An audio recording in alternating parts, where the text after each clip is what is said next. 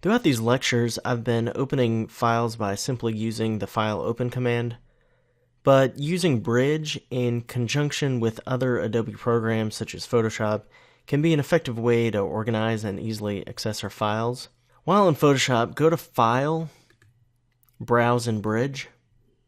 There should be some default folders on the left here. Navigate to a folder of photos that you'd like to edit in Photoshop.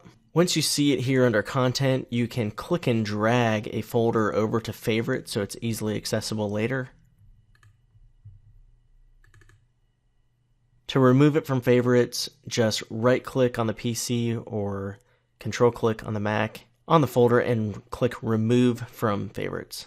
The cool thing about using Bridge is not only do we get a larger preview of image files here on the right when we select a photo by clicking it, we can also see various other file attributes such as photo dimensions, resolution, color mode, and we can see the f-stop or aperture settings, and focal length of the camera that took the photo. We can add keywords to organize the photos, and we can even search for photos with specific ISO, film speed ratings, aperture settings,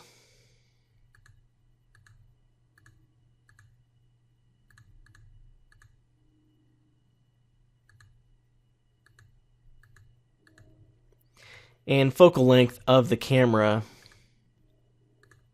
that took the photo.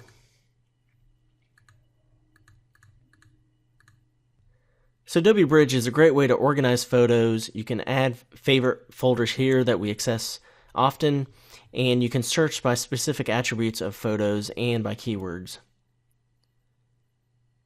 Hopefully by now you've learned a lot about working in Photoshop. In the next section, we'll go over layers and layering images, including layer blending modes, layer styles, and layer adjustments. Layers are an important part of Photoshop, so let's get started working in layers.